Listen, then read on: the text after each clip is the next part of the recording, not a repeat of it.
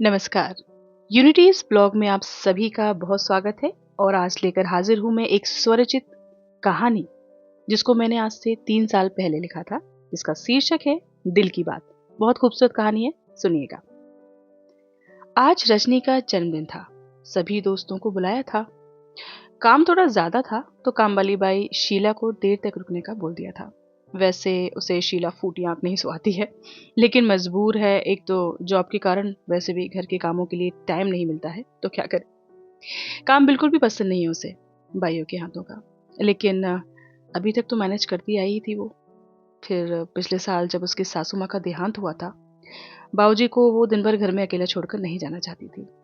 इसलिए उसने शीला को काम पर रखा था, जो कि उसके ऑफिस जाने के बाद से लेकर ऑफिस से आने तक उसके घर का और बाबूजी का ख्याल बखूबी रखती थी।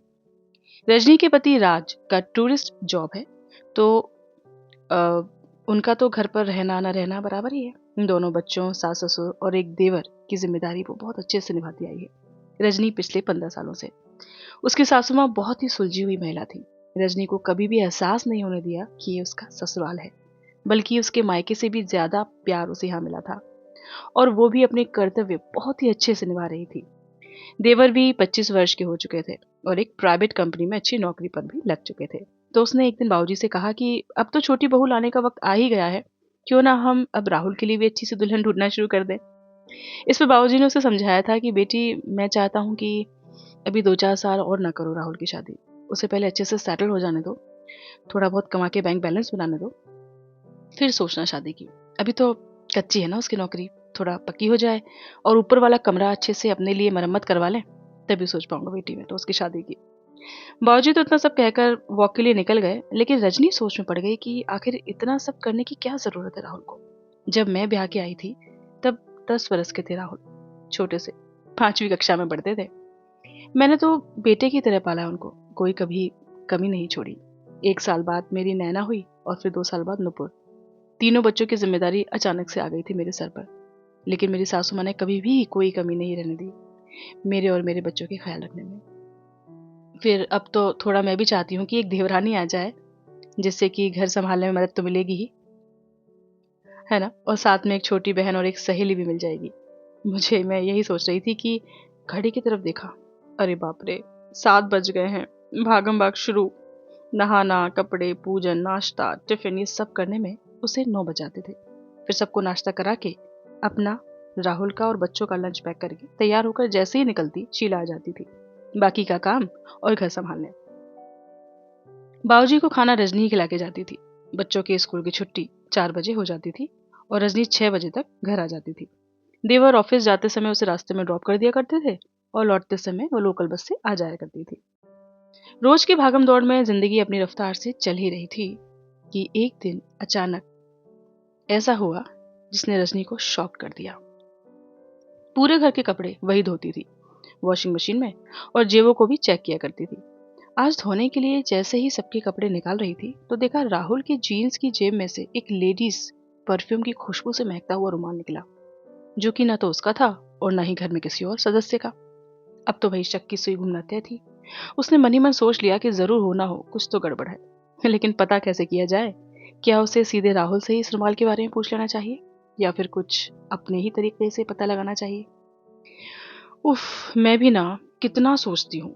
ऐसा कुछ नहीं हुआ होगा, गलती से आ गया होगा, किसी ऑफिस वाली लड़की का होगा, वगैरह वगैरह। एक संडे की सुबह उसने कयास लगाया कि जब राहुल सो रहा होगा तो वो उसका मोबाइल चेक करेगी। हाँ, और नहीं तो क्या, मेरी नाक के नीचे क्या गुल खिल रहे हैं और मुझे खबर तक नहीं। कल को कुछ ऊंच नीच हो जाएगी तो दुनिया वालों को क्या जवाब दूंगी मैं। लोग तो यही कहेंगे ना कि बेचारे की माँ नहीं है अब इस दुनिया में, तो देखो भाभी ने जरा भी ख्याल नहीं रखा। मन ही मन खुद को समझाते हुए उसने तफ्तीश शुरू कर दी।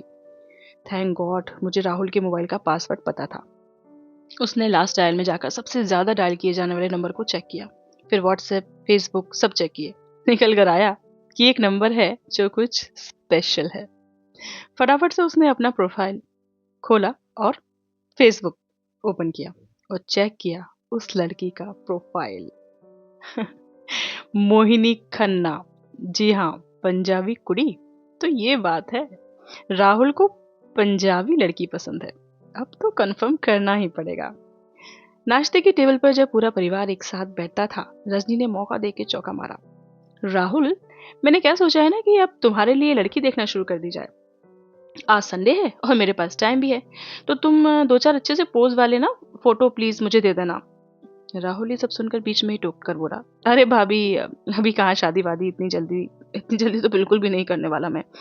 नई नई नौकरी लगी है, जरा चार पैसे तो जोड़ने दीजिए, थोड़ा सेटल हो जाऊं, फिर दो चार साल में देखता हूँ।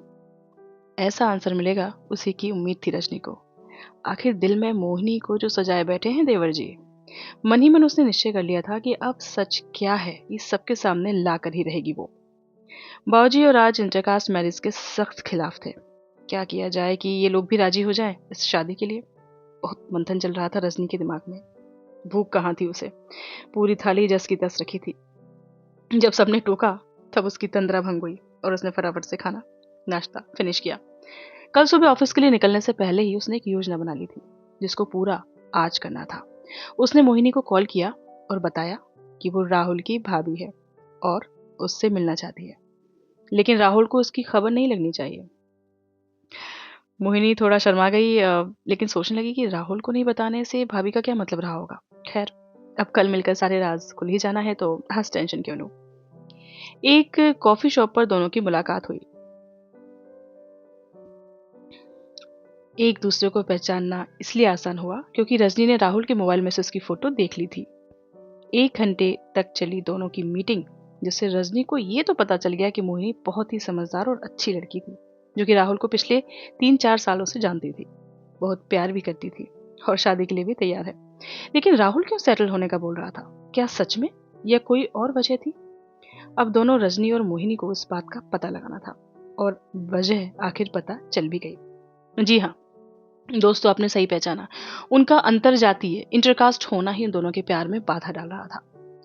वो ये बात अच्छी तरह से जानता था कि बाबूजी कभी भी राजी नहीं होंगे इस शादी के लिए, इसलिए वो नहीं चाहता था कि उसकी शादी की बात कहीं और भी चले। लेकिन मोहिनी तो पहले से ही काफी उम्र गुजार चुकी थी, ओवर एज हो रही थी। आखिर कितना और इंतजार करती उसकी माँ। और एक दिन उसकी माँ ने अपनी जान की कसम देकर उसकी शादी की बात फिक्स कर दी। राहुल को भनक तक नहीं लगी कि मोहिनी की शादी होने जा रही है।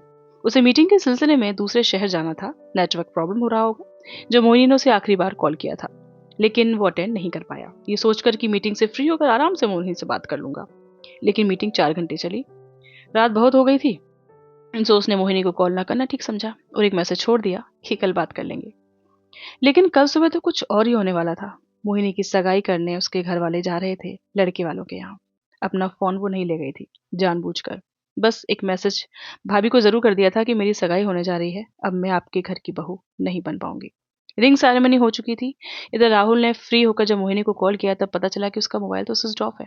परेशान हो गया, बहुत ट्राई किया, लेकिन क्या करता। जल्दी से मीटिंग खत्म करके अपने शहर वापस आने के लिए जैसे रेलवे स्टेशन पहुंचा, वहां का नजारा देखकर उसके पैरों के नीचे से जमीन खिसक गई। मोहिनी और उसका पूरा परिवार एक अजनबी परिवार के साथ बैठे थे, और मोहिनी मोहिनी वो किसी अनजान लड़के के बगल में बैठकर मुस्कुरा रही थी। थोड़ी नर्वस भी थी। थोड़ी देर छुपकर वो ये नजारा देखता रहा, और कुछ पल में ही उसे सब कुछ समझ आ चुका था कि यहाँ उसकी सगाई हो चुकी है और ये लड़का उसका मंगेतर है।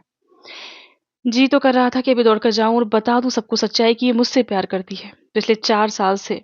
लेकिन फिर सोचा कि किस मुंह से बोलूंगा मैं ये सब। क्या उसकी सगाई तुड़वा कर थाम पाऊंगा उसका हाथ में? कर पाऊंगा उससे शादी अपने घर वालों के खिलाफ जाकर? नहीं, शायद कभी भी नहीं। इतनी हिम्मत कहाँ थी उसमें भला जो ये सब कर पाता। दुखी तो था, लेकिन अपने मन को समझा के बोला, जो हुआ अच्छे के लिए ही हुआ। बस जाने दो मोहिनी जैसी प्यारी लड़की का घर। आखिर कब तक इंतजार करती वो भी मेरा। एक ही ट्रेन थी जिसमें उन्हें वापस आना था अपने शहर, बस डिब्बे अलग अलग थे। ट्रेन आ गई, सब उसमें सवार हो गए और ट्रेन चल दी अपने गंतव्य की ओर। शायद मोहिनी को आवाज सा हो गया था कि राहुल भी इसी ट्रेन में है। क्या करे, मन बहुत कर रहा था उससे बात करने का। मम्मी का फोन उठाया और वॉशरूम की तरफ चल दी। राहुल को कॉल किया, वहां से आवाज आई, नंबर अभी व्यस्त है। कई बार लगाया लेकिन बात नहीं हो पाई। सभी लोग अपने घर पहुंच चुके थे। राहुल बोझिल मन से घर में एंटर हुआ और अपने रूम में जाकर बहुत रोया। रजनी ऑफिस गई हुई थी और बच्चे स्कूल। बाबूजी अपने कमरे में आराम कर रहे थे। उसे देखने वाला कोई नहीं था। हाँ, शीला ने ज़रूर नोटिस किया कि राहुल भैया को ये क्या हुआ है अचानक से, ऐसे व्यवहार तो वो कभी नहीं करते। वो किसी अनहोनी की आशंका से राहुल के कमरे में एंटर हुई और देखा कि राहुल बाबा के मुंह से झाग निकल रहा है। वो बेसुध से पड़े हैं। शीला ने तुरंत रजनी को कॉल किया और फैमिली डॉक्टर को भी फौरन आने को कहा। नीचे आकर बाबूजी को बुलाया। राहुल को ऐसा देखकर बाबूजी घबरा गए और अपने आप को कोसने लगे। सही समय पर डॉक्टर और रजनी भी आ चुके थे। पता चला कि राहुल ने नींद की गोली का ओवरडोज ले लिया था। उसे ट्रीटमेंट दिया गया और आराम की बोला गया। फिर डॉक्टर साहब ने रजनी से अकेले में कहा कि he is in highly depression. Please पता कीजिए कि ये सब क्यों और कैसे हुआ। डॉक्टर तो इतना बोलकर जा चुके थे, लेकिन रजनी के दिल में कोई मतलब बात ऐसी थी कि वो खर कर गई। कई सवाल और जवाब घूम रहे थे। उसने अपना फोन उठाया और मोहिनी को लगाया, लेकिन उसका नंबर नहीं लग रहा था। बाबूजी से और शीला को बोला कि वो कोई जरूरी काम से बाहर जा रही है, 1 घंटे में वापस आ जाएगी। शीला, तब तब तक तुम घर का ध्यान रखना। टैक्सी की उसने और पहुंच गई उसके घर।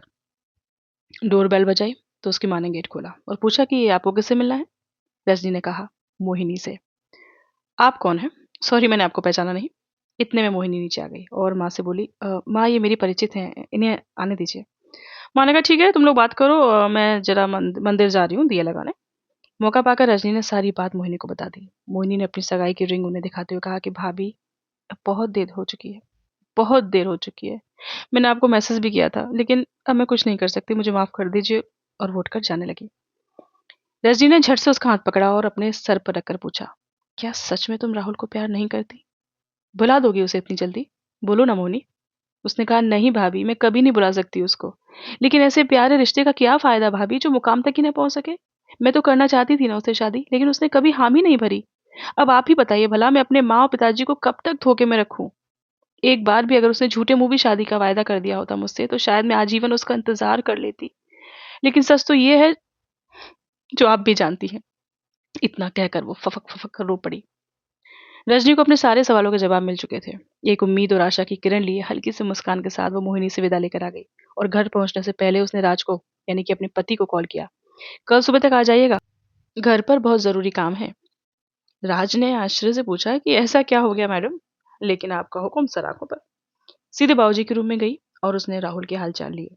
फिर रोते हुए बाबूजी को सब कुछ सच सच बता दिया। और राहुल के पास आकर उसका हाथ थाम कर बोली, पगले, एक बार तो मुझे अपनी भाभी माँ समझा होता। तुमने कैसे सोच लिया कि घर वाले तुम्हारी पसंद को नापसंद कर देंगे। काश ये सब ना हुआ होता। तुमने एक बार अपने दिल की बात मुझे बताई होती। तुम्हारी कसम राहुल, मैं दुनिया से लड़ जाती, लेकिन तुम्हारी शादी मोहिनी से ही करवा के रहती। मिली हूं उससे मैं, बहुत ही प्यारी और समझदार लड़की है वो। पगली, अपना प्यार कुर्बान करने चली थी। किसी को कोई फर्क नहीं पड़ता राहुल, जिंदगी बस तुम दोनों की बर्बाद होती। हाँ, वक्त वक्त हर गम भुला देता है, लेकिन तब जब हम जिंदा रहते हैं तब। और तुम तो अपना जीवन ही समाप्त करने चले थे। वो तो भगवान का लाख लाख शुक्र है कि सही समय पर शीला आ गई। नहीं तो राहुल, आज मैं किसी को भी मुंह दिखाने के काबिल नहीं रहती। राहुल और रजनी लगातार रोए जा रहे थे। बाबूजी ने भी उन दोनों की सारी बातें सुन ली थी। नैना और नुपुर को कुछ भी समझ नहीं आ रहा था, लेकिन इतना जान गई थी कि चाचू बहुत परेशान है। कल की सुबह एक नई उम्मीद और नया सवेरा लेकर आई थी। राज आ चुके थे। रात भर में रजनी ने सारी तैयारियां पूरी कर ली थी। सब तैयार थे। बाबूजी ने राज को सारा घटनाक्रम समझा दिया था। राज की आंखों में भी पश्चाताप के आंसू थे। बाहर कार रेडी थी जाने के लिए, मोहिनी के घर शगुन लेकर। दोस्तों, ऐसा वाकया हमारी जिंदगी में कभी ना कभी कहीं ना कहीं जरूर होता है। मैं इस कहानी के माध्यम से ये संदेश देना चाहती हूँ कि अपनी दिल की बात अपनों के साथ जरूर शेयर करें। ये मानव जीवन में बहुत ही मुश्किल और भाग्य से मिलता है, इसे यूं ही न गवाएं। डिप्रेशन का सबसे बड़ा इलाज है अपनी दिल की बात किसी अपने से कह देना। उम्मीद करती हूँ कि ये कहानी आपको पसंद आएगी। मुझे कमेंट करके और लाइक करके जरूर बताइएगा, और अगर अच्छी लगती है तो शेयर भी कीजिएगा। आप सुन रहे थे एकता यूनिटी को, and this is unity blog. मुझे सुनने के लिए आप सभी का बहुत शुक्रिया।